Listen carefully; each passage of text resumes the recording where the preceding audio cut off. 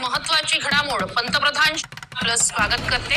सुरुवातीलाच महत्त्वाची घडामोड पंतप्रधान शेतकरी सन्मान निधीचे पैसे आता आज शेतकऱ्यांच्या खात्यात जमा होतील।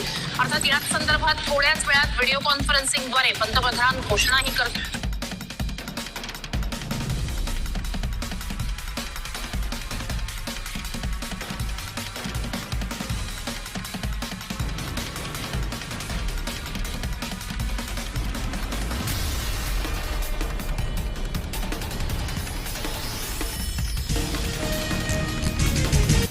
खुल्या बाजारातील कापूस दरात सुधारणा। अकोटमध्ये व्यापाऱ्यांनी 8,405 रुपयांना केले सौदे।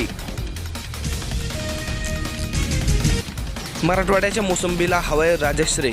जालना बागायतदार संघाचा मुख्यमंत्र्यांकडे पाठपुरावा। सद्यस्थितीला पाहायला गेलं तर मोसंबीला पुरेपूर असा भाव मिळवण्यासाठी मुख्यमंत्र्यांकडे पाठपुरावा। सांगलीमध्ये वाढत्या थंडीमुळे भाजीपाला लागवड थांबली। करडई पिकाची लागवड 151%। पुणे विभागातील स्थिती अपेक्षित क्षेत्र 1552 हेक्टर असताना 2298 हेक्टर पेरा। सद्यस्थितीला पाहायला गेलं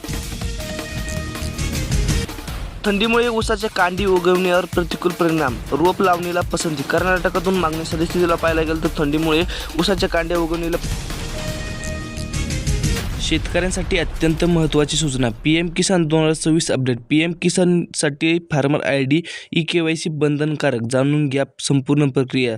जर तुम्ही PM किसान योजनेचे पात्र लाभार्थी असाल तर तुमच्यासाठी फार्मर ID eKYC करणं अत्यंत आवश्यक असून जर नाही केल्यास तर हप्ता बंद होण्याची दाट शक्यता। राज्य सरकारमार्फत माहिती मिळाल्यास नक्की कळवू। त्यासाठी व्हिडिओला लाईक करा, चॅनलला सबस्क्राईब करा। जय हिंद, जय महाराष्ट्र।